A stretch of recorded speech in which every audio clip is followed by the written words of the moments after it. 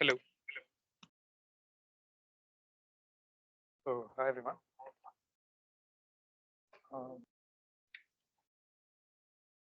this week 10 live interaction of the ACN, so this part of the NPTEL.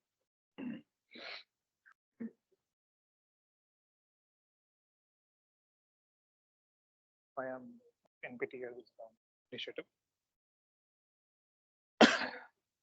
We can wait for two.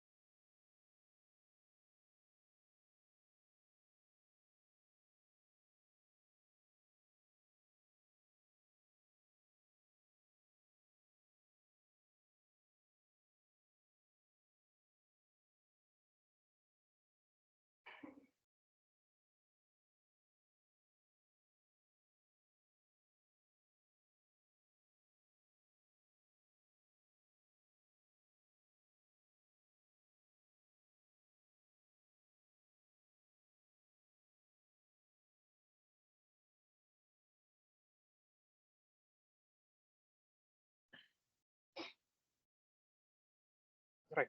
Um, so as usual, and from my part, and the objective of these sessions is to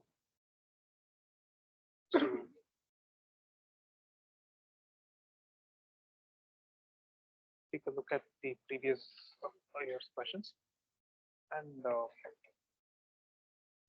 and then see if there is a and then learn from answering these questions. So usually how I take this is I look at the questions and then I uh, take the associated theory with those questions so that you will have the context as to how questions may arise from the theory that you've studied. And this session is recorded, so you can watch it as per your convenience. So it will be given as part of a sheet where you can go to the YouTube link and you can take a look at it. And alternatively, you can attend the session, and if you have any questions, you can feel free to stop and ask any point of time. Also, you can consider this to be more of a discussion. So you can, there is, we're all going to learn together in the sense that I'm going to try to impart what I know. And if you know something more, please feel free to discuss it and open up, because then other others around you will also learn from your knowledge, right? So, what way I take this over is we first look at the questions, look at some of the keywords, and then we see how possibly we can answer those questions. Yeah, just to give an importance of what kind of questions per like what are the topics that are more important, right? From this week's lectures, And I hope and I believe that you would have studied this, you would have seen all the videos of this week. And hopefully you would have understood, if not everything, certain aspects to it. And my objective here would be to try and help you understand these concepts from the ground up. Right, so let's head in. Right, so this week we have 9 questions. So question is, so first question is, which of the following statements is slash are incorrect about data center TCP? Nothing but DCTCP. Right.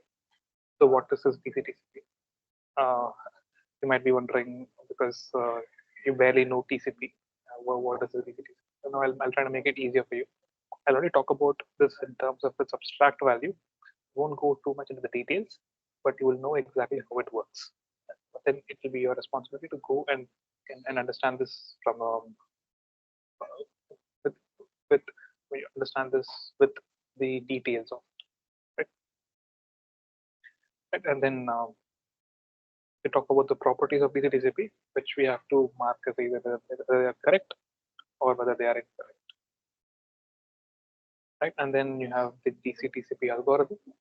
Once again, so what is the role of the alpha parameter? Right? So this must be a bit familiar for you when it comes to TCP. If you've studied TCP, there is something called EWMA, moving average. This is to calculate a certain parameter in the TCP algorithm. Right? So what is its role when it comes to DCTCP? But again, this is a part of DCTCP. So we'll have a slightly in-depth look at DCTCP, why this DCTCP came. Now I'll be telling this to you in the form of a story. So I mean, I'll try to say this in a way where you will understand it from the perspective of someone who's implementing something, and then they find that something is not as it's supposed to be. So they try and investigate what happens, and then they come up with a solution for it. Right. So this is question number 2, and then we come to different computing models. Right. We have the platform as a service model, have platform as a service, have infrastructure as a service, serverless computing. So this is new.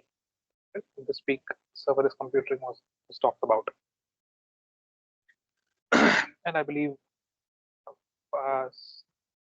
platform as a service, infrastructure as a service, and software as a service. So all of this would have been explained to you in some other fundamental course. Maybe if you're taking cloud computing as an elective in your college, you must have learned these basic fundamental terms. But now we'll see what we're moving towards, right? Something called serverless computing model.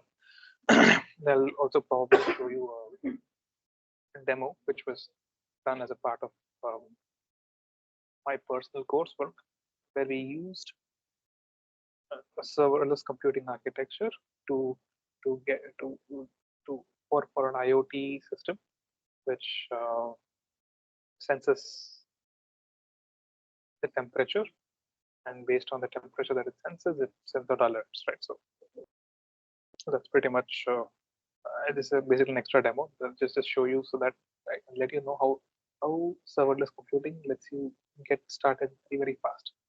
Don't have to worry about a lot of aspects. You just have to start coding. That's all. Call some functions and you can get things, right? And coming back to it, what is this monolithic architecture? This is another keyword that we'll probably take a look. And what is this architecture, and is it easier to deploy, or is it easy to debug? Is it scalable? Is it scalable, more scalable? We'll take a look.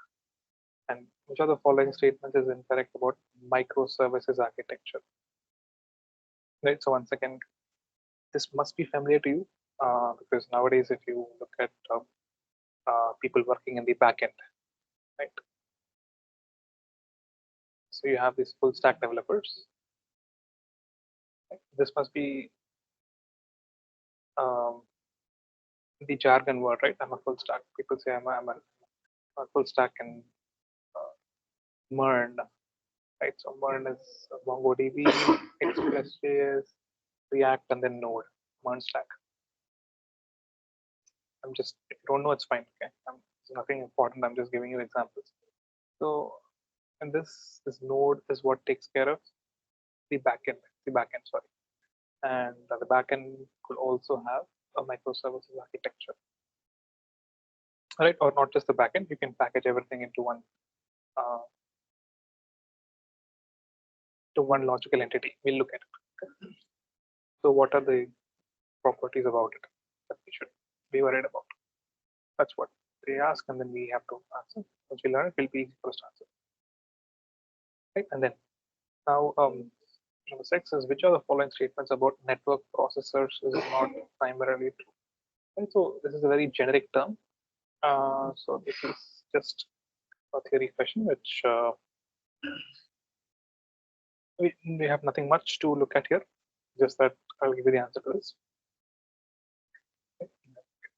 And then 7th is which of the following statements are correct about the software architecture. So once again we have microservices, then we have serverless, and then have all of these examples for serverless. Whether they are yes or no, I don't know. But I've used this to create the demo that I'll be showing you towards the end of this. So which of the following statement is incorrect about message delivery semantics of the serverless architecture, right? So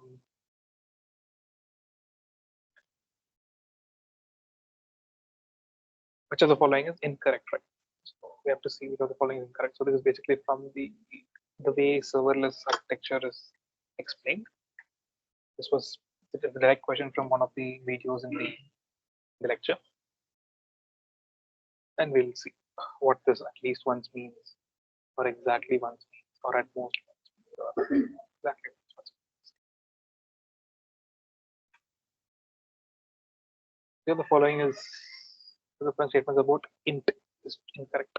Int is in network, in band network telemetry. So what is this network telemetry, and how does programmable data plane, right? Pizza framework. We studied about all of this in some of the previous lectures. Programmable data planes, if you remember, how those concepts are going to help in in-band network telemetry, which is basically information about the packets that reach your boundary. Okay, so with this, let's move towards summarizing what happened this week, and then we'll move to the questions. Okay.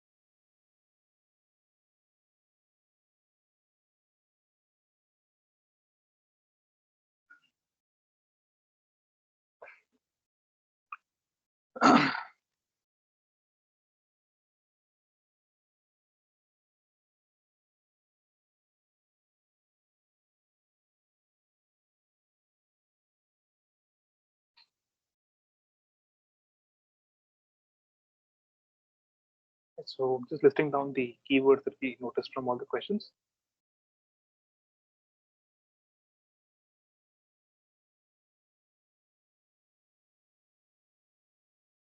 DC, TCP.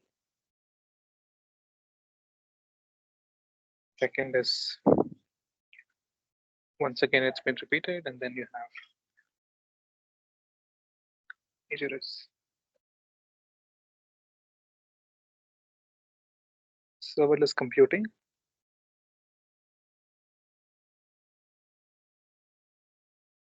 Okay, And then we will also look at monolithic architectures.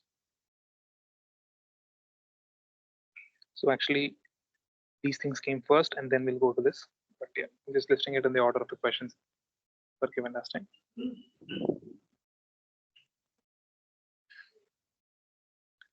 And then comes microservices.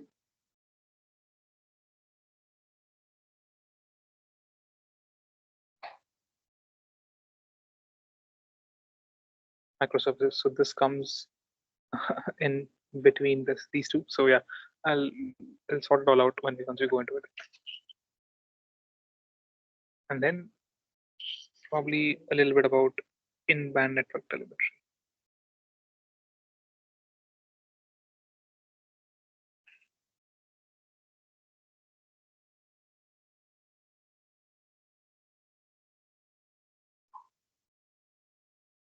Right.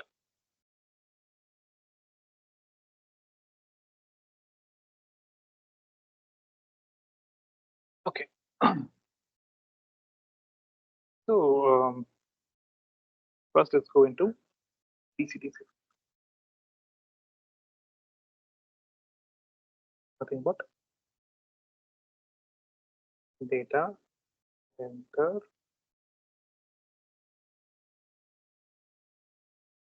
TCP. So I do not know how well versed you are with TCP, but I'll teach this in such a way that you don't have to be an expert with TCP. All right. So first, I'll explain how TCP behaves, right? And from that, we'll understand why TCP is not suitable for data centers, PCs. Okay? And then from this came TCP, which is a modified version of TCP. That's all that this is.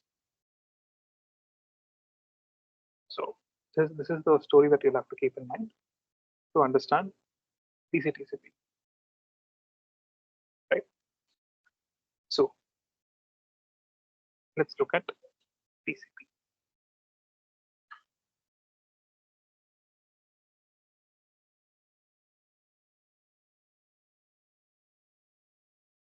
What is TCP? TCP is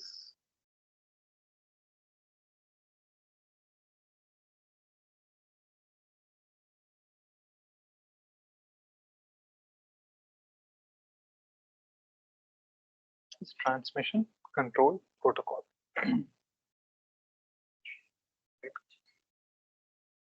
So this is actually which layer? This is layer 4, correct? Which is transport layer.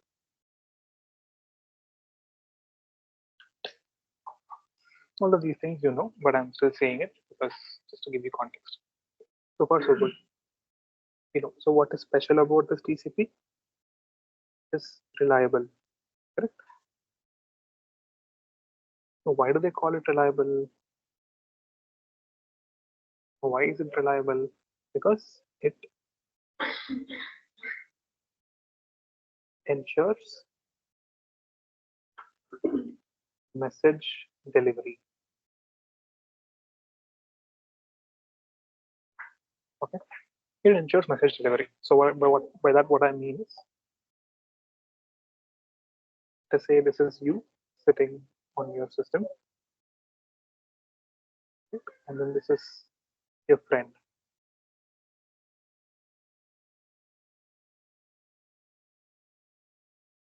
Friend and you. Okay, your system is going through multiple hops. Let's say.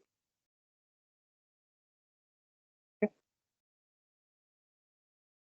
So under this, if you want to send something, for example, you're saying hi, okay? And then you're saying send to friend. What your computer will do, it will take this message, hi, it will put it inside, it will encapsulate it with multiple headers. Right? We all know this. We already know this. If you're not familiar with this also, you let me know. I can explain this also. But I think that might not be required at this stage, I think at least. So it adds its own headers, and this is, let's say, TCP header, or rather it's layer 4 header, which contains the TCP. Correct. So what does it do? It sends this packet. Inside this packet, it has the message hi as well as the headers. The packet goes here, the packet goes here, the packet goes here, the packet goes to your friend. Right? And once your friend gets it, he can decide to reply or he might not decide to reply. That's his own hand. That's in his own hand.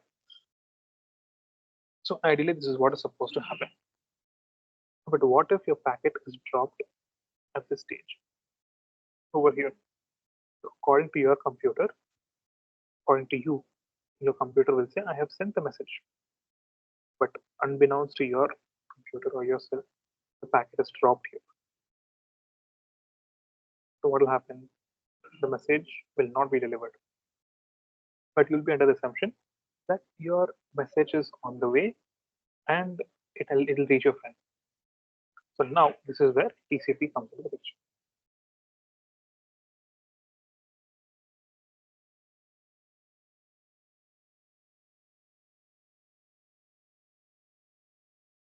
Right?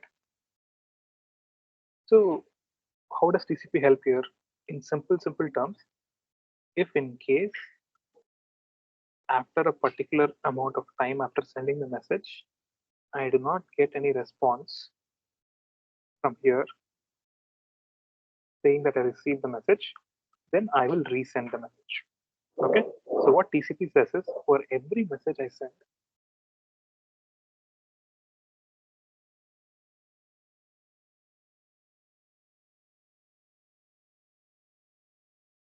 I want an acknowledgement.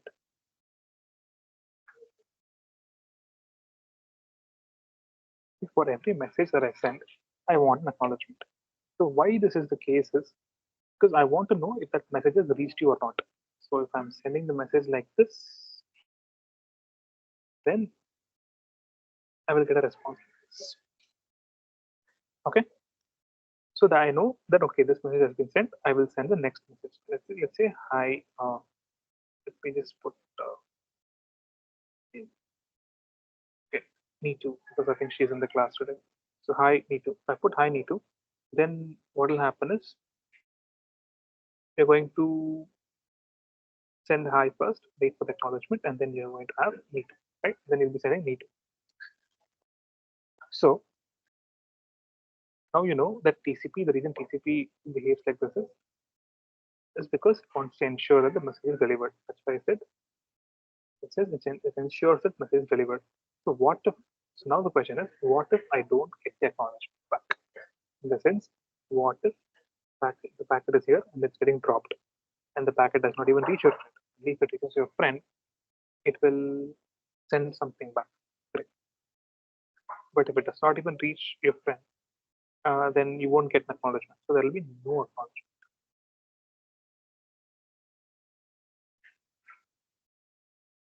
So under this condition,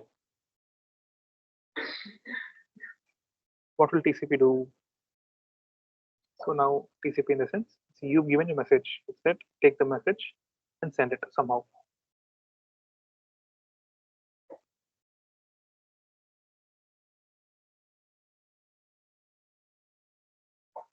Send it to my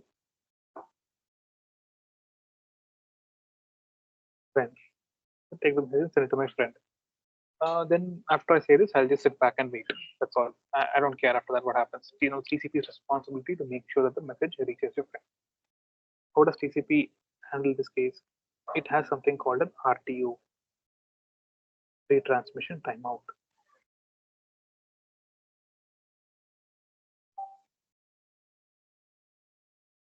Correct? So when you're not receiving an acknowledgement and there is no acknowledgement from the receiver, is your receiver, right? So it will wait for a particular amount of time, which is the timeout, right? So right after this timeout ends,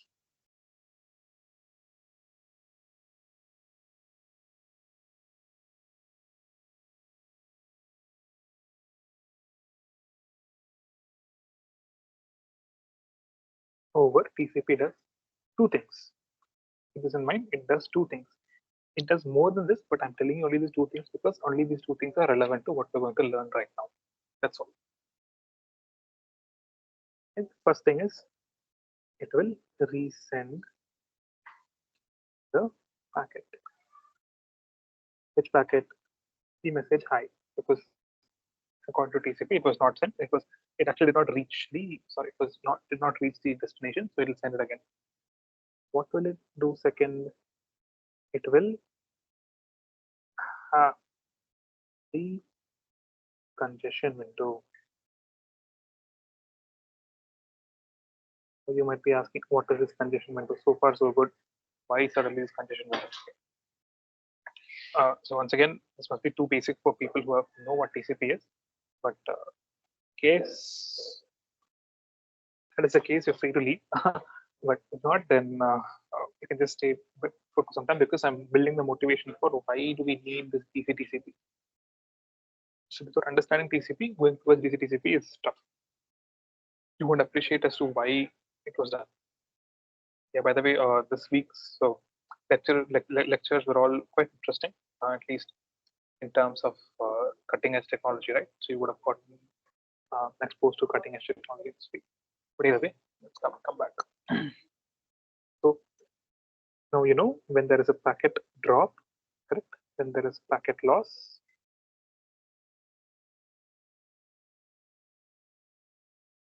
correct? How do you know the packet is lost? When the timeout occurs, when the retransmission timeout occurs. And after when the timeout occurs, when the timeout occurs,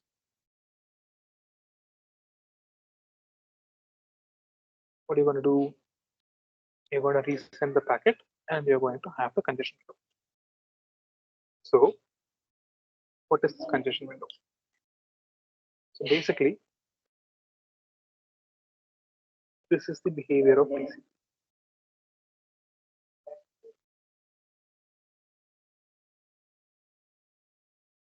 Okay. You have to understand that when you're sitting here on your laptop and you're sending packets like this to the next hops, right? How much data can you send? Right? Let's say the link capacity is, I would say, let us speak in terms of uh, that's easier. Let us say it is 1 liter. Correct? You can basically send 1 liter of water every second. Let's say. Now, if you have to send a series of data, right? Like hi, hi, hi, hi, like this, multiple messages if you want to send. You can send pretty much a million of these at the same time also, right? Or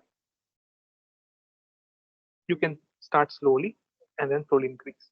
So basically what TCP does is it starts sending, okay? It starts sending packets. It starts sending packets and slowly, it gradually increases the number of packets it sends at every interval. So it goes on till the point when there is a packet loss.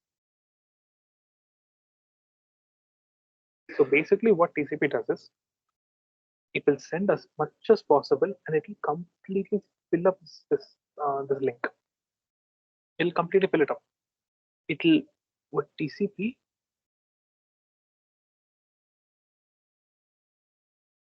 pushes data till there is a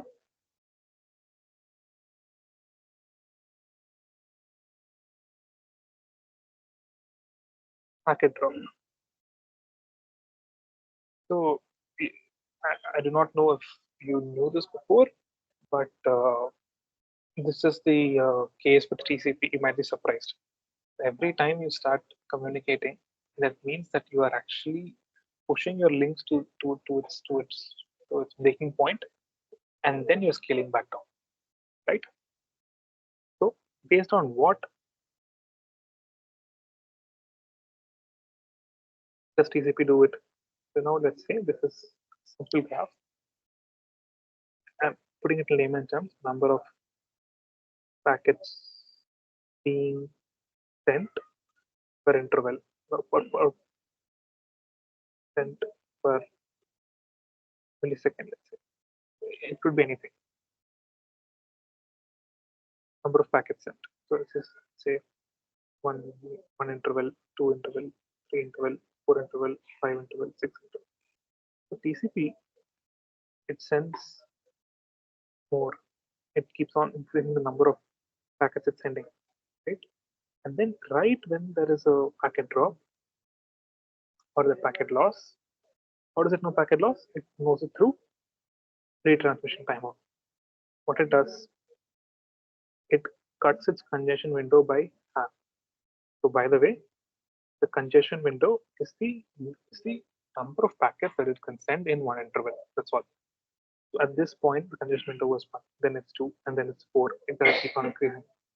And right when there's a packet loss, the congestion window becomes whatever its value was by two, which means there is a 50% drop. So once again, it will start increasing, and then it will drop. And then once it finds a packet loss, it will drop. Once again, it will increase. And what I say is increasing is the congestion window that's increasing. The congestion window is nothing but the number of packets that you can send in that interval. That's all. It's gonna the congestion window is five. It'll basically send five packets bunched up as a whole, just like that. It'll just say take five. If there's still no loss, then it'll understand that okay, there is still more space. I can send more packets, so I'll send more packets.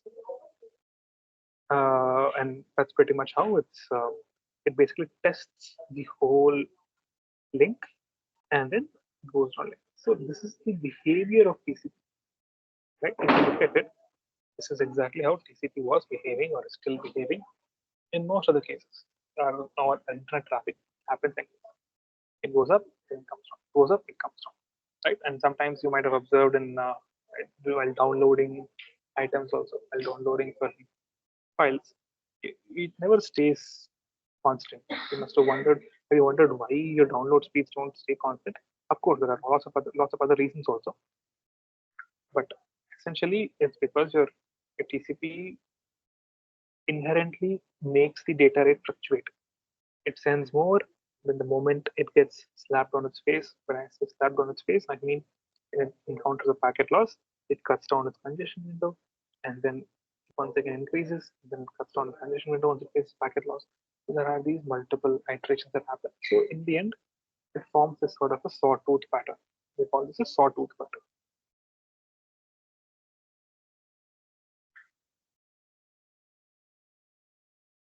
So this is all that you need to know about TCP to understand this. If you have any questions, you can ask me right now. I'll just take a 2-minute break to drink some water and be back.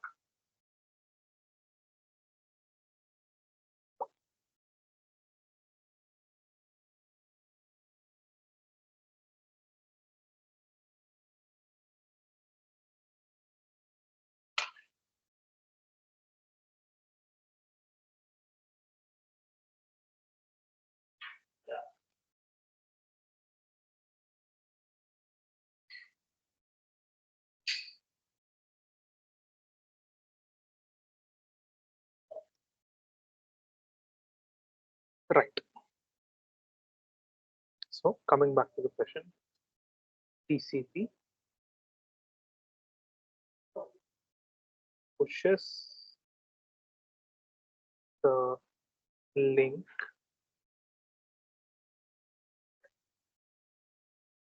till the point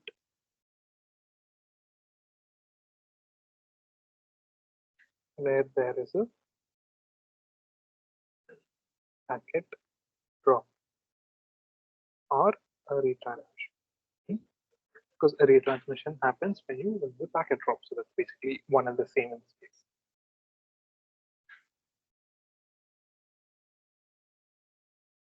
So basically, this is the pattern that you observe, right? Something like this. But ideally, so this is TCP. Let us look at ideal. We know what is the limit of the link. This is the limit of the link. Right? This is the limit of the link. Ideally, if you're sending packets, it should stop here and it should send packets at this rate only. This is the ideal scenario, but this is not possible in real world because real world is never ideal, right? So that is why there are multiple optimizations in TCP like this, but we are using TCP right now, and the TCP is for internet communication.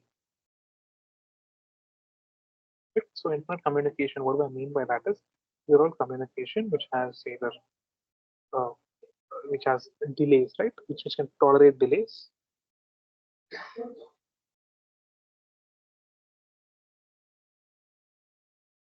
Uh, can tolerate delays at the rate of from I think milliseconds to seconds even. Because when you type google.com or anything else onto your browser, it does take a second or two to come, right? So we're not really worried or annoyed about it. We can handle that much of delay. Right? But if you look at a data center, okay, so once again, I'm just giving a small brief overview. So this is you. You have some router here, and then you go to the internet.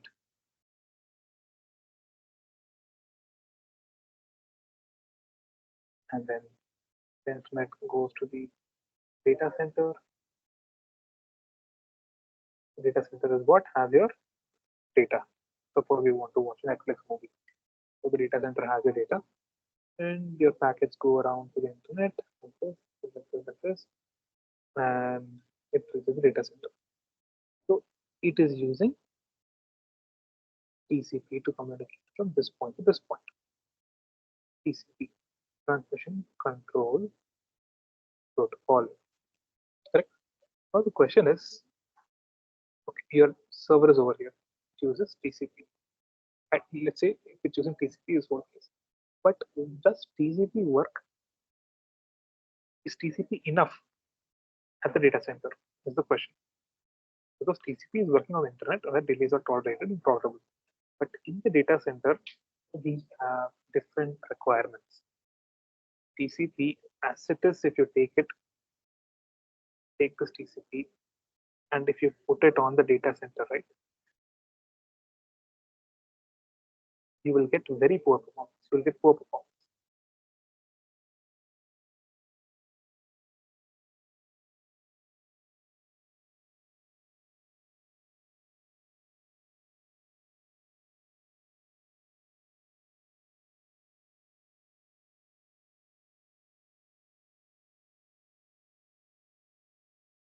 You will give poor performance. Why is that? Okay. What are the properties of data centers? We have studied it previously.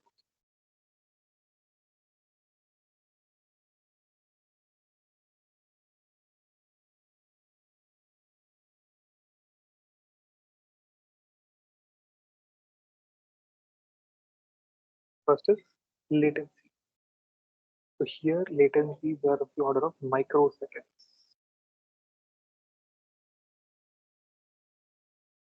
But in the internet, it was in the order of, where did I write it? Milliseconds to seconds. So you are looking at a very short time frame.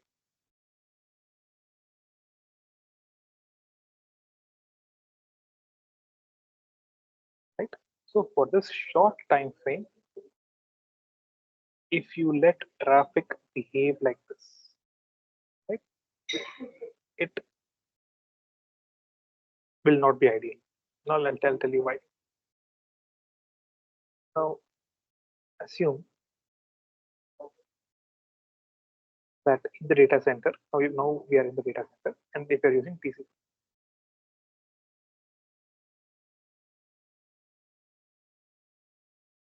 Okay. And if you're using TCP in the data center and you're sending traffic, then you're facing a packet drop. So when the packet drop happens,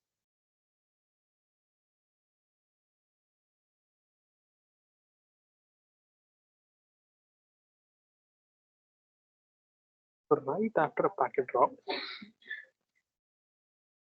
you have the retransmission timeout. Meaning, once a packet is lost, your sender will wait for some time. So the some time is very, very detrimental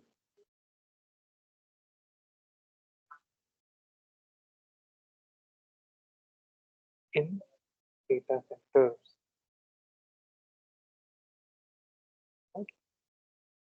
So because it is very latency sensitive, and we also saw how a data center is. Right? So you've got aggregators like this, all aggregators. Then you have workers, right?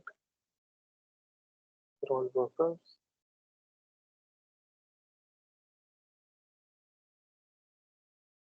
They're all workers, they're aggregators. So um,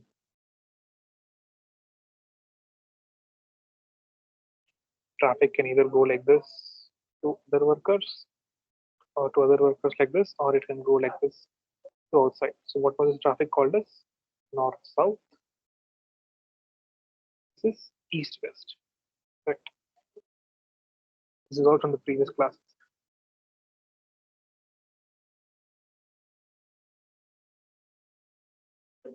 So there is north south traffic and there is east west traffic.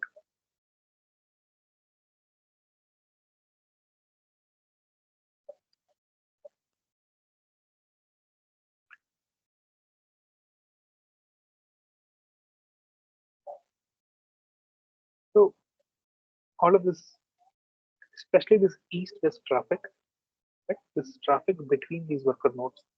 So this traffic is basically just these worker nodes saying, hey, do this, hey, do that, hey, do this, hey, do that. Basically giving short instructions, small instructions. So these packets have to reach in time.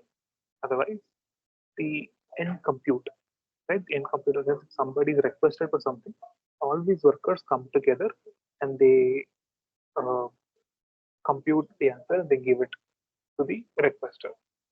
And for them to come together, they have to exchange messages among themselves. So that is what east-west traffic does. But if this traffic faces a packet drop, right? A packet drop means a packet loss, then it is delayed by the retransmission time. So the problem here is the retransmission timeout is not the best way to cut down the congestion window. In the sense, we are waiting for a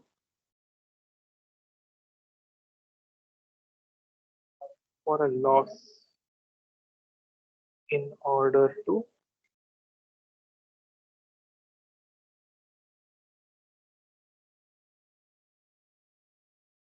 scale back. So what this means is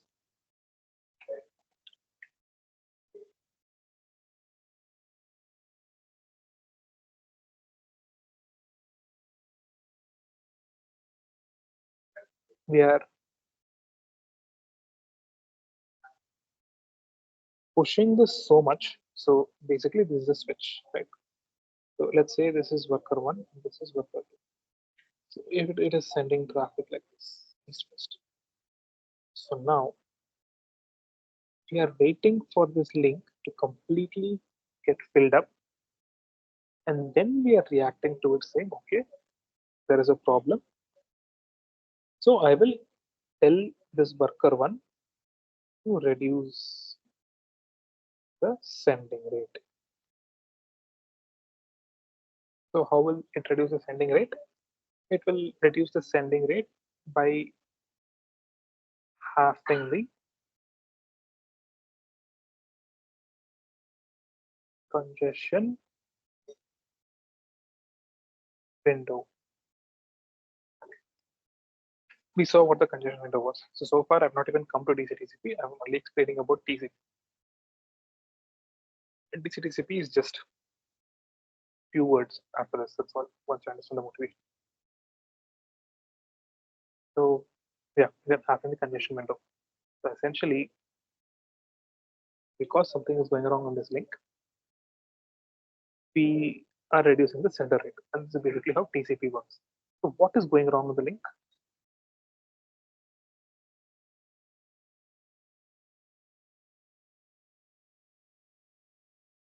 It could be many things. It could be because there are multiple other flows. Let's say traffic. There are multiple other traffic or multiple other flows that could be in this link between this link and this. There could be, right? But fundamentally, it all boils down to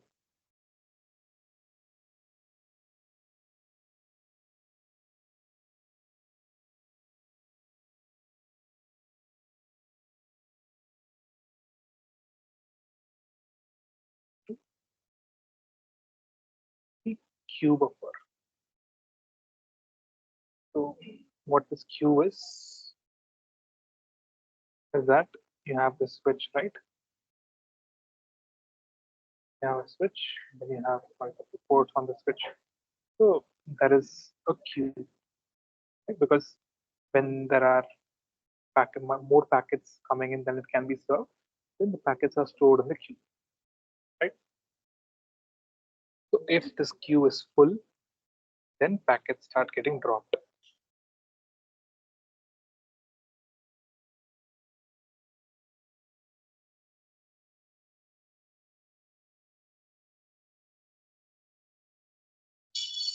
Right.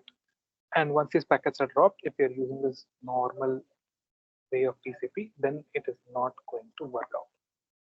And one, of course, is beautifully explained in the week's video also. One could also say, why can't I reduce the retransmission timeout?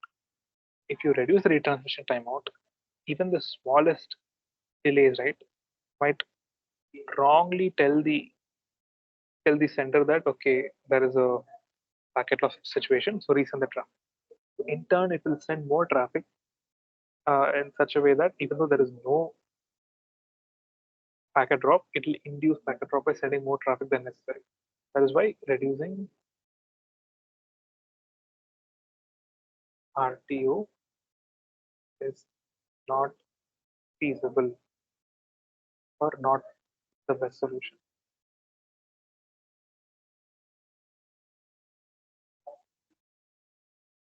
Right? So then came DC TCP. This data center.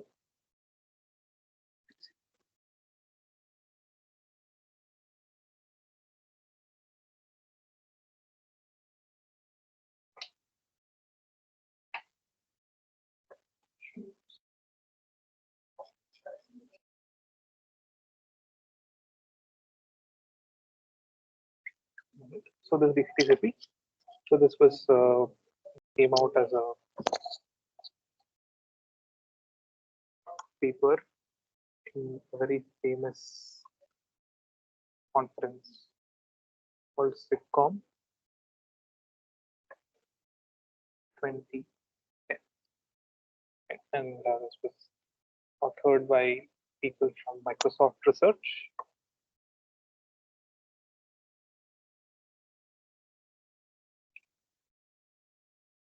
and Stanford University.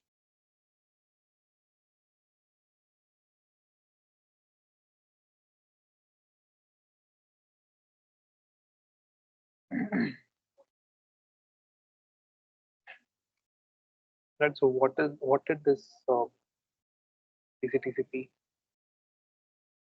do? So in a few words, if you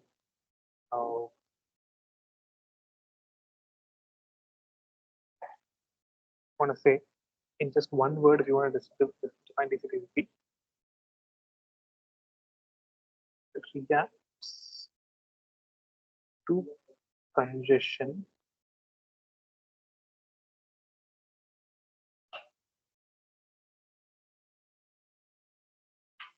before packet loss happens. So this is what TCP is. Because what TCP is doing is it is reacting to a packet drop or a packet loss.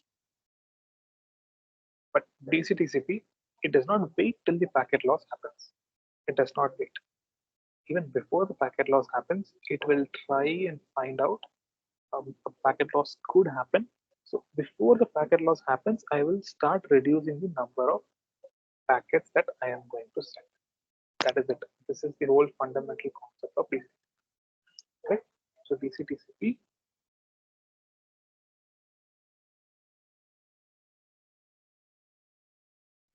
does not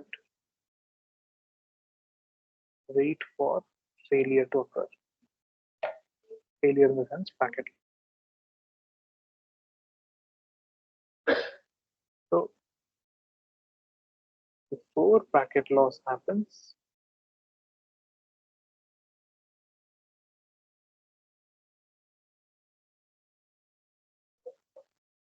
reduces the rate of sending packets. Right? Okay. But now the question is, how does TCP do that? What magic does it use?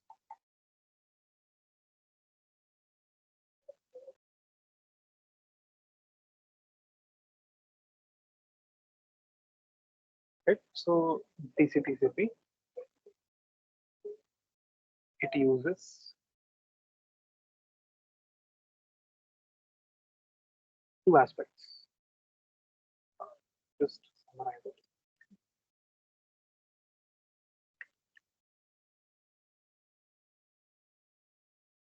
Does it do?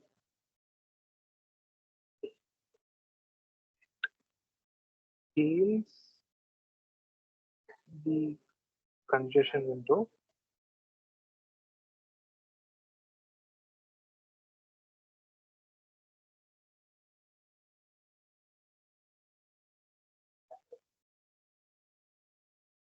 in proportion to the congestion experienced at the switch queue. Okay, this is how it does it. Right. So how do we? So what does TCP use? It uses something called explicit congestion notification.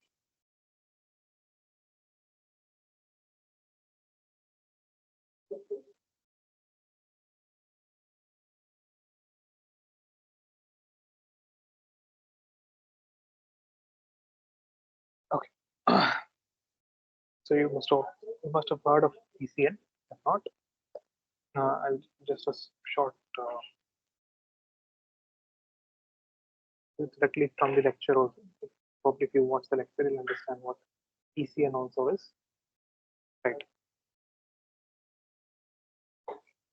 So now, from this point onwards, when I say congestion, let's talk about congestion at the switch queue, switch buffer. Right. There are multiple packets of multiple packets. Right. So I'm sending a packet. This packet is here, and this packet is here. then this packet goes here. That's the destination. So what ECN does is, if there is a congestion in this queue, there is congestion here, but there is no congestion here. There is no congestion. Yes, congestion. This is the current network status. So if there is a congestion in this queue, what ECN does is it marks this packet with some bit. This is the ECN bit, and the packet goes there. So the moment the receiver sees that the ECN bit is set, in the acknowledgement, or rather in the response, it will tell the sender that there is congestion over here. Basically, it lets the sender know that there is congestion over here.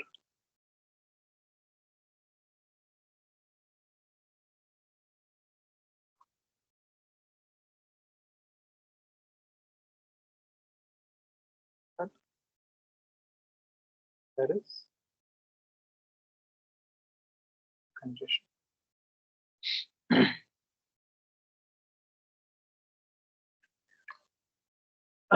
But what does it know? So once it knows there's a congestion, what it will do? It will have the congestion window. This is what ECN does. So now what DCTCP is doing is DCTCP is nothing but equal to the congestion notification. It uses this ECN mechanism, but it does not reduce the congestion window by half. It reduces the congestion window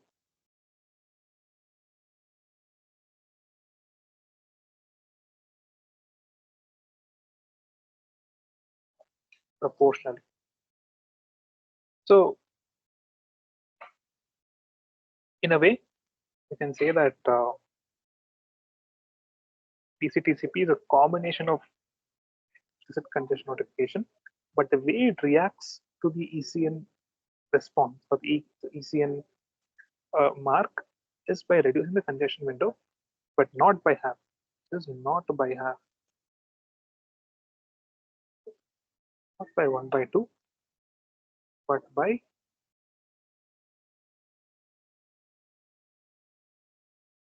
smaller value. Right. So what is the problem with ECN? Now probably you can understand. The problem with ECN is if there are 100 packets going, and only even if one of the packets, so there are 100 responses coming back from here, and even if one of the packet has an ECN notification, then the congestion window is halved. So there's a difference between one of the packets being marked as congestion than 99 packets being marked as congestion. One is far less than 99, which means there is more congestion only in this case. But for both of these cases, I'm reducing it by half, which is wrong, which is basically generalizing saying if uh, something is wrong, so I will reduce it to half. Doesn't matter what is the intensity of it. Definitely, one packet is facing congestion, agreed. But doesn't matter what scenario it is, I will be reducing it by half. So this was the problem. So that is why what TCTCP did, it used the ECN, but the way it responded is changed. So this is a change by TCTCP, right? And of course, TCP still uses TCP still uses TCP only. So this TCP, but with these modifications added on to it. That's all. Okay. So how does it do that? It takes the help of the switches. Because we're looking at switch queues, right? Switches. So if there is a packet inside the switch, and if it crosses a particular threshold, let's say this much, then whichever packet is currently present or is going to be sent from this will be marked with a will be ECN mark. It will be marked basically the stamp saying, okay, I have come through this and I have faced and I have seen that the queue is having congestion. So this information to the sender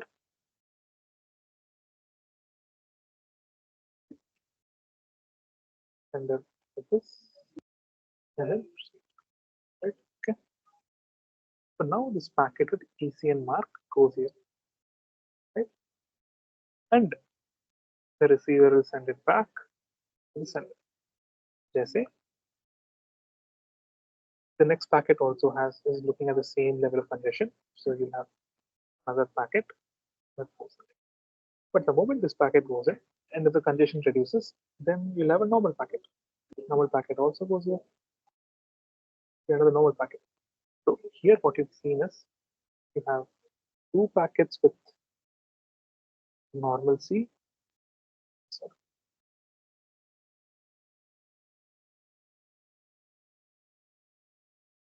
you have these two packets with ECN notification, and then these two with normal notification. Right. So basically, two of them are saying it's fine. Two of them are saying it's fine.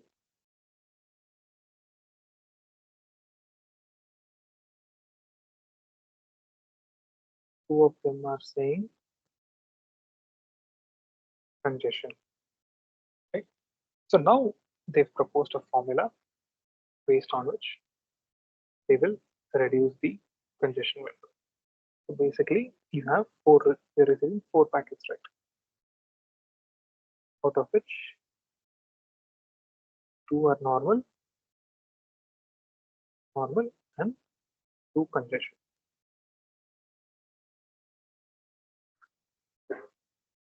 So what will it do?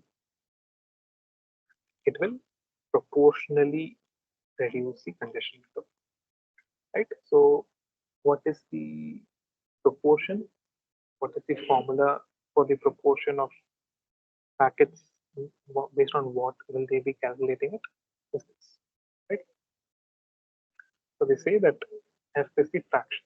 It is nothing but number of marked reply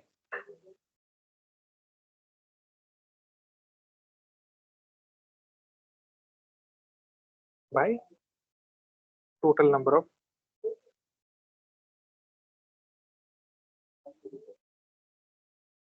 these replies are nothing but acknowledgement acts.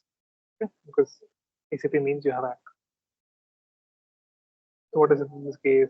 2 by 4 is 2. Mark packets is 2. And 2 plus 2 is 4. 4 which is pretty much 50%, which is 1 by 2. 1. Right? You take this value and you plug it into something called alpha, which is nothing but 1 minus some constant g into alpha plus g into fraction. So this fraction, right?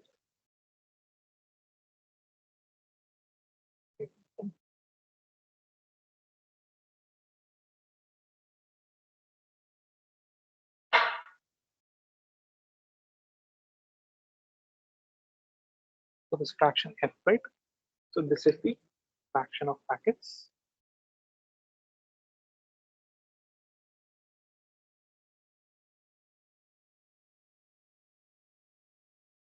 marked in the last window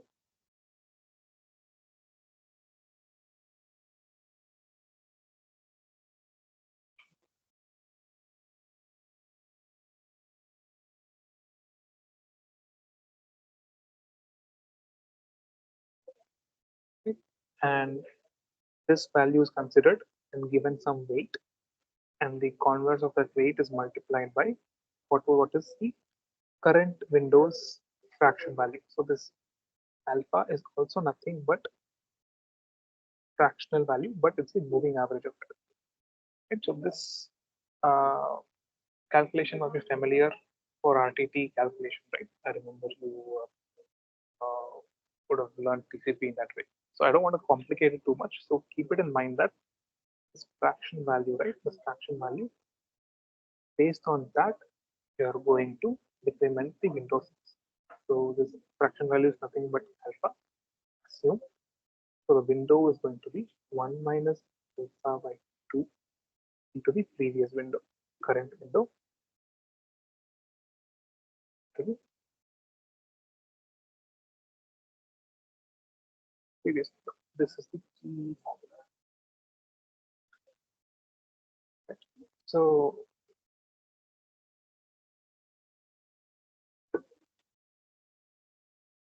you're cutting down the current window based on the number of fraction of packets in which you see that congestion is marked.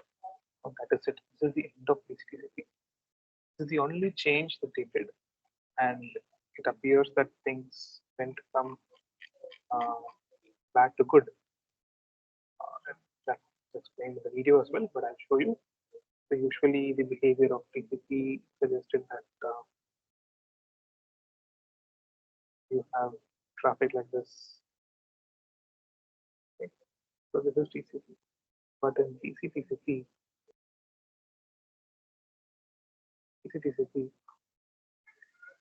you have like this. The reason is the congestion window here is not half. This is half here. But here, ideally, TCP should have brought it down here. But TCP does not cut it down to that extent. It reduces the window size only by the amount of congestion that is observed. That's the only change. It's a very genius change. But the end result is you're having you're trying to utilize the maximum bandwidth as much as possible. I told you in the previous case that ideally you should try to keep it as close to this line as possible. Here you have this much waste, this much waste, this much waste, this much waste. But here this is very simple, close to the line. So in a way, this is the concept of TCP and ECN. Probably I've used some jargons at the beginning. I tried not to. If you have any questions, you can ask me right now. So this is the concept or the idea of TCP. Right? So I believe we are ready to answer the questions on BCTCP. So I'll bring the questions out.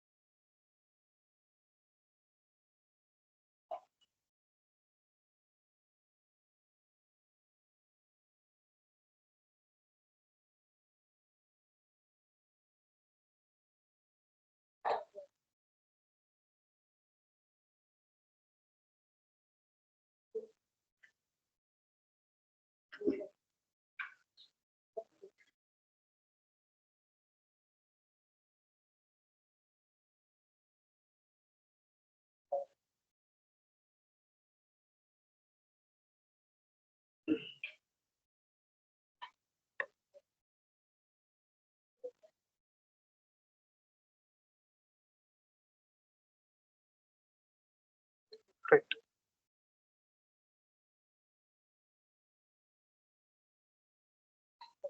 So this is the first question. Which of the following statements are incorrect about data center traffic? Right. The second question also.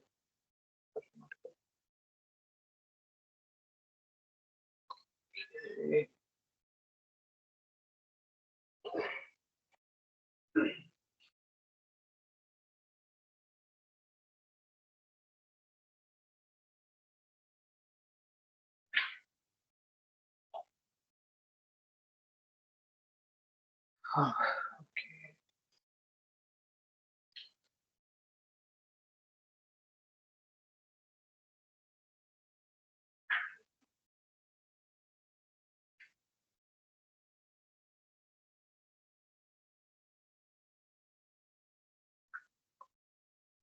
Okay. Let's answer this question. While it updates. So which of the following statements are incorrect about data center DC? So the DCP provides high burst tolerance and low latency for short flows. Right? So I probably did not explain this aspect of it, but I'll explain it now in the context of the question. So now we know that in data centers, workers, aggregators work, correct? So these workers, I briefly mentioned that they send small messages or short flows. These short flows have to go to its adjacent workers for communication, for coordination. These are called short flows. And there are long flows also. Probably if you're downloading a big file, these flows are long, meaning there are many packets that are exchanged under the same set of header fields. That packet. So most of those long flows will go out like this. Long flows. So what they observed is these long flows tend to capture most of the buffer, and the short flows, right, which are latency sensitive, because it needs to reach the other worker node to gather data. So these long flows, they occupy the buffer. Most of it is long flows, long flows, long flows. Only space left, very less space for short flows. So what happens is these short flows suffer.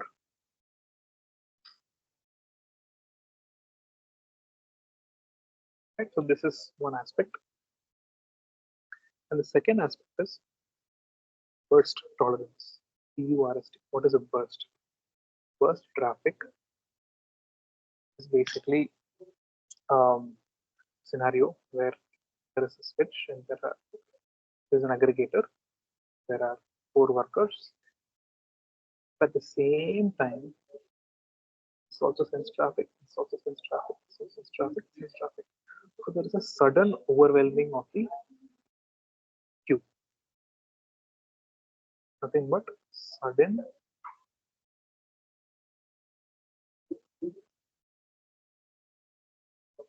of the queue. So the sudden overwhelming of the queue is not good in the sense that it will lead to packet drops. So what DCTCP does is it handles these scenarios as well. So I explained how DCTCP is solving the problem, and these are also motivations for why DCTCP came up with low latency for short flows.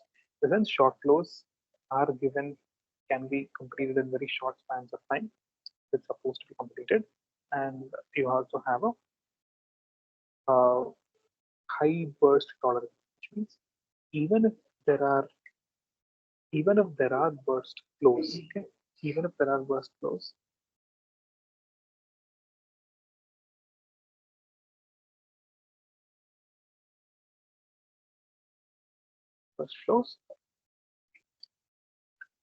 they're not worried because DCTCP takes care. Okay. So coming back to this is not incorrect. This is correct. It's a correct statement.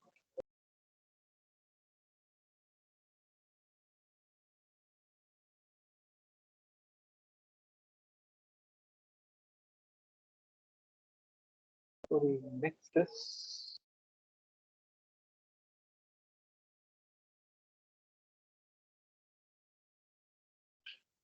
DCTCP can help alleviate losses due to buffer pressure. Right. So this is also correct. What is buffer pressure? Is what I was talking about. This Q, right? Is also called buffer. There is pressure on the buffer, but DCTCP can help alleviate it. How does it help alleviate it? Alleviate in the sense it is helping solve it. Right? So it solves it by reacting before a packet loss happens. That's it. It reacts before a network event called network loss happens. Is also correct. TCP drops packets indiscriminately to reduce network load. It drops packets indiscriminately. So what indiscriminately means here is uh, it is it doesn't care which packet it is. So it is just dropping whatever is getting it. But is that the case? It is not the case. It basically uses ECN. It's not correct. It uses ECN, which informs the sender that the network is congested and that it should slow down its transmission rate. Right? So this is wrong. And once again, DHCP uses ECN to signal congestion to the sender. Both packets are dropped. So DHCP uses ECN to signal congestion to the sender before packets are dropped. This is exactly what I've been talking about for the past some time. Right. So this is the first question on DHCP. As for the second question goes,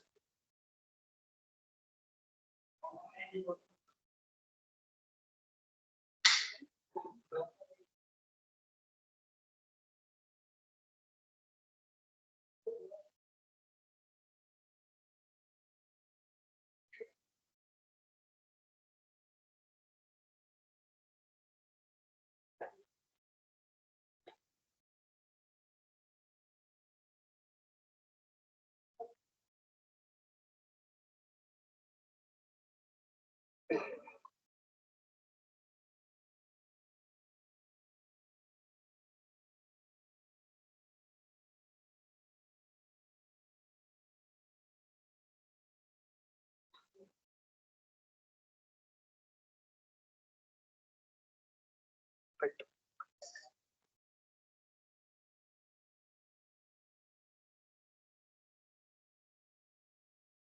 Okay.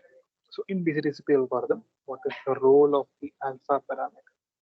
We just spoke about it, right? The alpha parameter. What was this? I was saying alpha. It determines the TCP window size.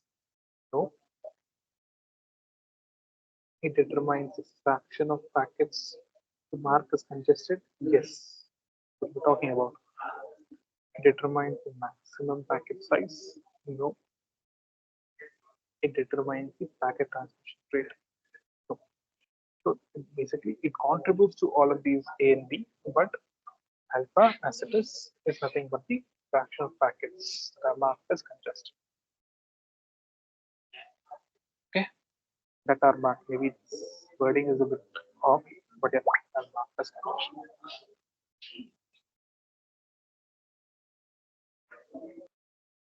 Okay, so this is. I think these are the two main questions about the DCTCP. Now it's time to move on to uh,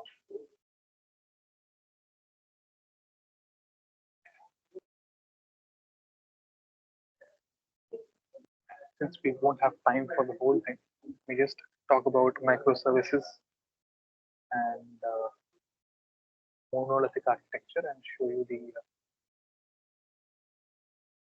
yeah and show you the demo as well. Which right, so that'll be the option. So probably there'll also be an extra class on Friday. Um, so I'll try to cover the other syllabus on Friday also. Um, I think that will be informed to you by the management. So now, moving on to what we set out to understand initially, like data center TCP. Now we'll talk about these three: microservices, monolithic architecture, and microservices architecture and serverless computing. In the in the video, or rather in your class course, in the course video that you would have seen,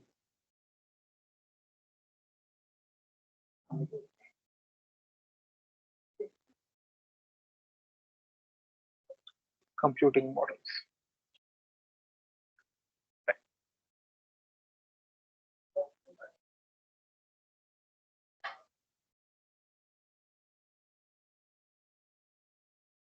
That was a very aptly prepared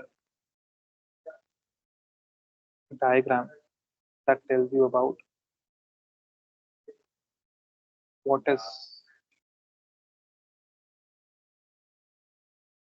what are all the computing models, right? So let me just get a screenshot of that.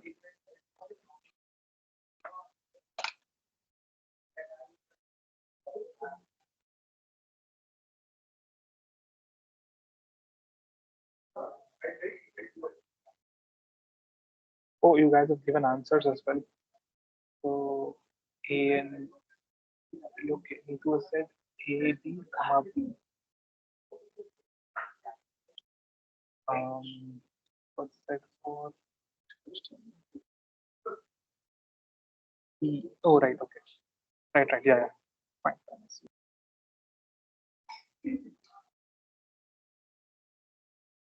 Okay. So B. Yeah, you guys are right. Fine. So computing models.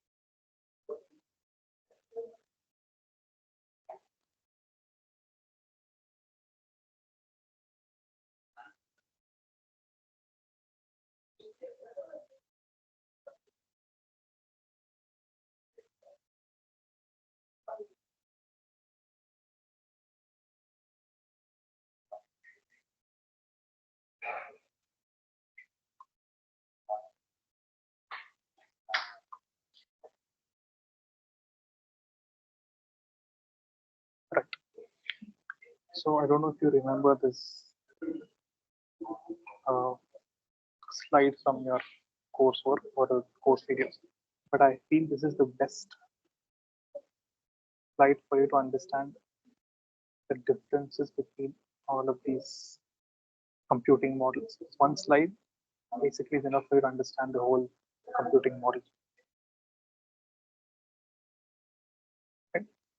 Okay, so you must have heard of IaaS, platform as a service. These three are very, very known to you. And something somewhere in between here is where you have serverless. So what is this?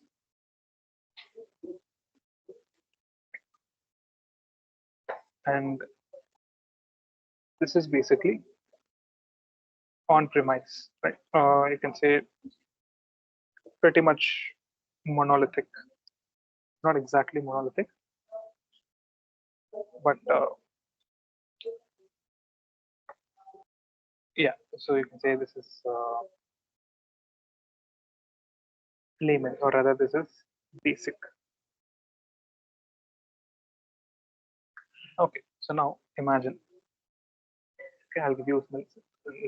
We'll go with an example so that you'll understand why these models even came up in the first place.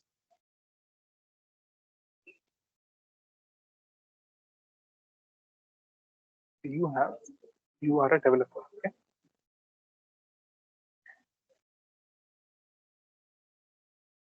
Right? And then you know how to code websites, how to create websites.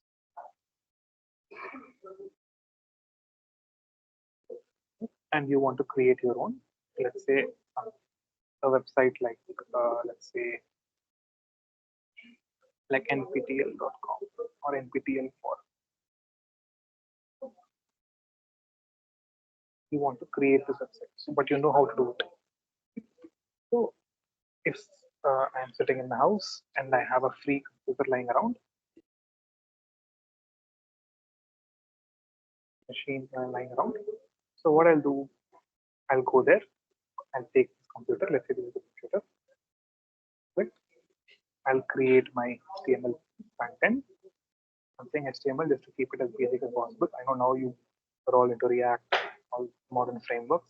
Okay, let's say you create your HTML front end, then you create database, so you store all the posts,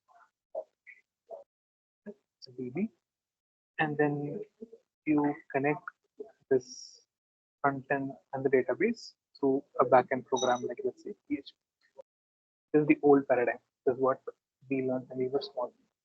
But now things have changed. You have Node here, you have React there, you have so many other aspects. I'm not going into that. So essentially, this is your computer, and you have developed all of this on your own system, and then you're connected to the internet.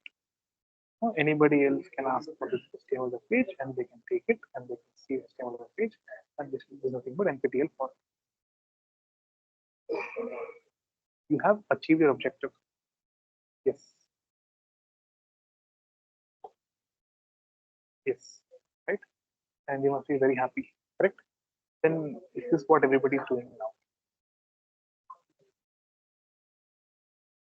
Is this what everybody is doing now? No. Why is this not what is being done in the current paradigm? So this is what is called monolithic architecture. So why is this not being done currently? There are many reasons. One of the main reasons is you cannot scale. Because when you started out doing this, you would have thought, okay, fine. Now that I know you know how to do it well, that's well and good. But you never thought about how many people are going to access it. Every day, if you see millions of people are accessing NPTEL, thousands of millions, maybe lakhs of people are accessing NPTEL. So can your one computer serve a lakh of people? No, it cannot. Right? Then what do you do next? Think about it. What do you do next? So now you've done something, but that's not working out. That is not helping you scale. Right? So then you'll have to create multiple instances of it and store it somewhere. But for that, you need to buy more computers or systems or servers. Right. So this is so you are facing a problem. How are you going to solve it? You need to buy more hardware. Correct. So that is what this on-premise people faced. That was the problem with this. You cannot scale well. You cannot scale well. It's going to cost you a lot. You have to maintain a server in your own house. Uh, Maintaining a server means you have to cool the server as well. You have so many such requirements when it comes to on-premise computation. So then people found out that okay, this is not going to scale well. So some businessman or someone who thought, okay, fine. Why don't I create this bottom part? I'll create it somewhere. I'll keep it, and I'll let other people use it and build um, their code on top of it. Right? That is what infrastructure as a service is. Instead of you maintaining the hardware, right? Here, someone else maintains the hardware. If someone else completely maintains the hardware, you don't have any access to the physical aspects of the hardware. They have completely. But what operating system you're installing on top of it? What are all the middlewares you're running on it? And what kind of code you're writing on it is in your hands. Which means you can run your own program, but the hardware is someone else. So if you want to increase the amount of hardware for your use case, then you can increase it. There's pretty much no problem at all.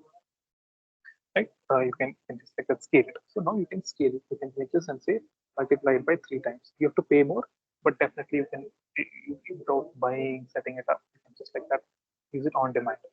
Right? So this is infrastructure. That's why infrastructure as a service came up. Then around at the same time, I think around 2007, platform as a service also came up. So what is platform as a service?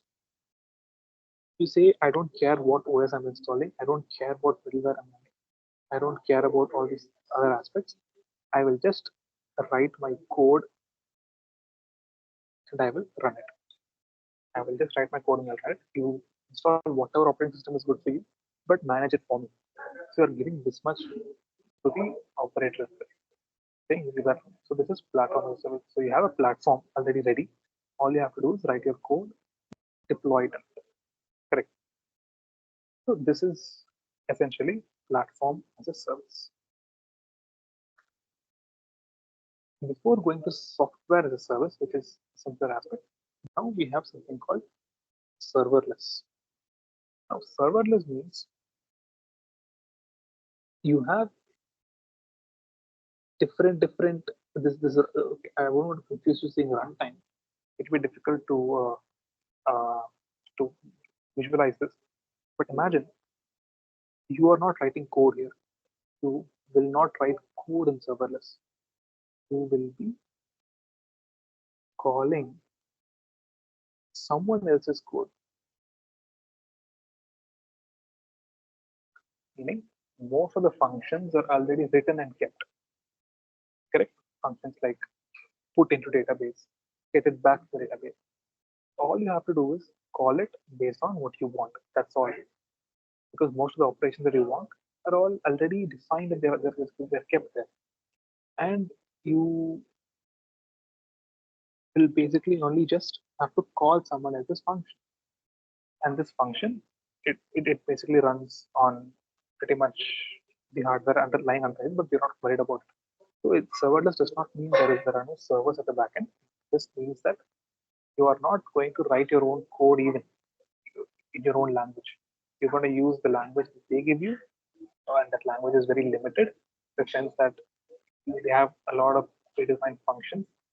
You just need to uh, pick some parameters and say configure it like this, and then your application will run. This is what serverless is. Of course, serverless has multiple definitions, but I felt this is the best definition of serverless after watching the videos. And finally, software as a service, where you have control over nothing.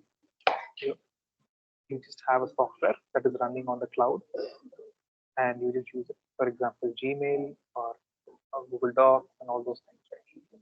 They are very limited. Within their word is a word processor, but you can use it on using a browser. So that is what the software as a service. The service, but the software, which is on the cloud, is an online software. Software as a service is nothing but online software. It's an online software. Right. So now I'll just show you a small demo.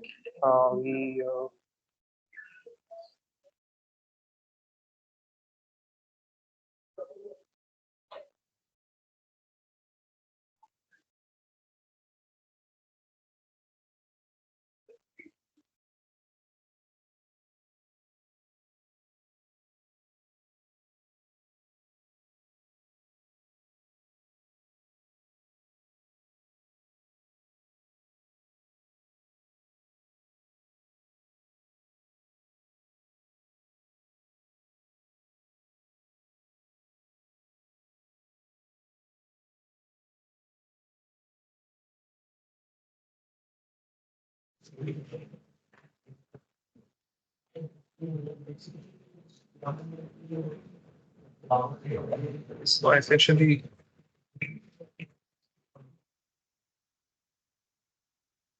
essentially, what was getting an acknowledgement, getting an acknowledgement. So we created an IoT application where we had some sensors sensed temperature, and if the temperature exceeded a particular value, just 27 degrees Celsius, we'll be sending alerts to the phone. That's when it's just project. But we used it was very fast because we used serverless computing. We used Amazon Lambda.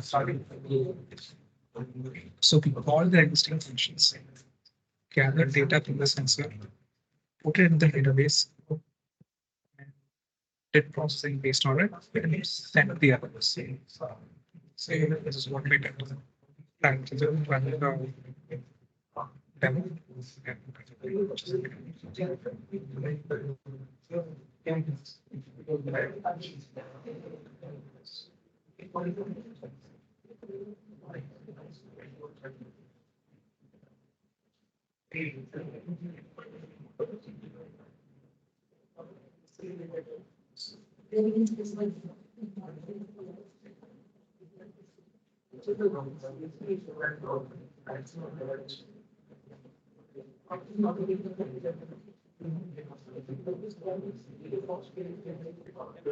working.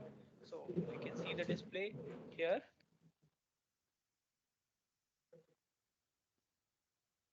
Connected using the HDMI cable. This is our RPi that we can So visualize we on have the the Raspberry Pi. monitor. That is there. So here we have our code to poll data every 2 seconds, and every 2 seconds we are polling data from our sensors and using MQTT protocol to subscribe to this topic that we have, health slash sensor, So here and it happens based publishing on data topic, using our but sensor yeah, ignore that for on now. this topic. This is our user interface where the user will see the data that we are getting using the sensors attached to our Raspberry Pi. We have client ID, temperature stamp, timestamp, contact, and heart rate, also with the temperature. So this data we will see for each client that is associated with our Raspberry Pi. All the three are separate parts of our project. So what we're going to do now is we're going to send data through MQTT protocol to AWS IoT, and let us start this program. So what this program does is it polls the sensor data every 2 seconds, and it publishes the data on the topic health slash sensor. Uh, we're calling AWS functions through this. So we see this ATS IoT.us east one Amazon AWS.com. Right? This is basically serverless computing. See, we are So yeah, that's polling the data and we're sending it, and so you're simultaneously sending these they're publishing this data, but of course using MQTT protocols. we are getting data. Now, once I hold the sensors in my hand, Every time this the comes up, graph will we get a data here. start changing temperature. So one of these probes is client 11. So let me take one of the probes and increase the temperature. So we shall be seeing a divergence in the first graph, the temperature graph. We also have ways to filter based on the client ID. So let us filter it Ignore based on these client aspects. 11 right now, and we have the client 11 data. So this is client 11, and we can see that temperature is increasing. There's a divergence between client 12 and client 11, and this is the mobile interface on which we will get an alert once the temperature crosses 27 for more than 5 readings. So that is the anomaly parameter that we have chosen. That's 26.812. So once it reaches 27 and above, we will see a message being sent on the phone. So here, मेरा हाथ, we can see messages are being sent. So now the alert, you see, message sent to client 11 phone. That is happening through a trigger from the AWS database. Right. Once again, we're calling their own functions here. They are being sent to the system, So we're getting the and we are getting a toast message as values. well because the temperature is exceeded 27, the threshold value, and we are getting a notification as well. So here we can see the messages are getting updated, and these messages will stop once the temperature goes below the threshold of 27. So these parameters are configurable, and we can play around with either the temperature or the heart rate sensor. So now the temperature is decreasing because I've let go of the probe. The probe is let go right now. So we are still getting a stream of messages for client 11, temperature of 27.8748, which is the average temperature in the past 5 readings. And to accomplish this, we have used AWS, and we are doing the bulk of the processing in the VIPP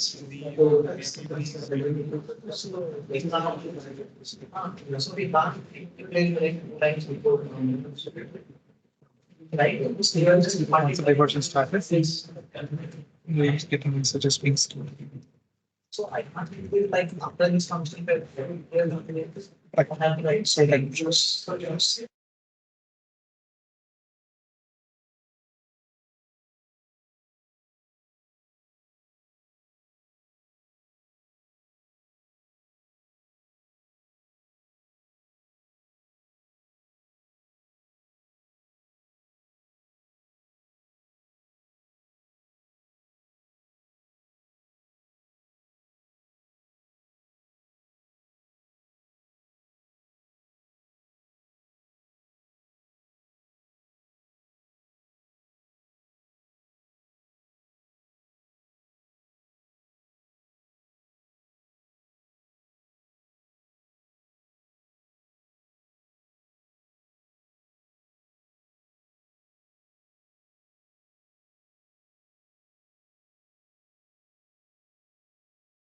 sorry, I think my mic was muted.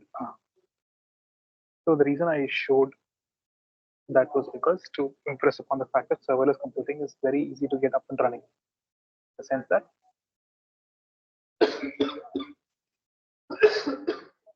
it is the sense that it is very, very uh, user friendly, except once you get through the initial curve. You can do a lot of operations on it. You don't have to know, you don't have to even write your own functions or your own code, like configuration. Choose their function and start running. Right? So that is what serverless computing paradigm is. And you can also explore it because it was all done on free tier only. Right? And then you have software as a service. Now, based on this, we have questions. I think we went through those questions. We'll answer those questions probably in the upcoming extra class on Friday, right? And of course, I think you can watch the recorded video of that class. Pretty much. But yeah, right. So I think this would be it for today. It's too late to start the questions on uh, IaaS, on serverless computing and microservices. So what I also have to explain about is microservices. So we'll look at it on the extra 2 hours that I'll be spending on Friday. And yeah, right. I think that's pretty much it for the class. If you have any questions, you can ask me. I'll be here. I'll be around till 8 o'clock.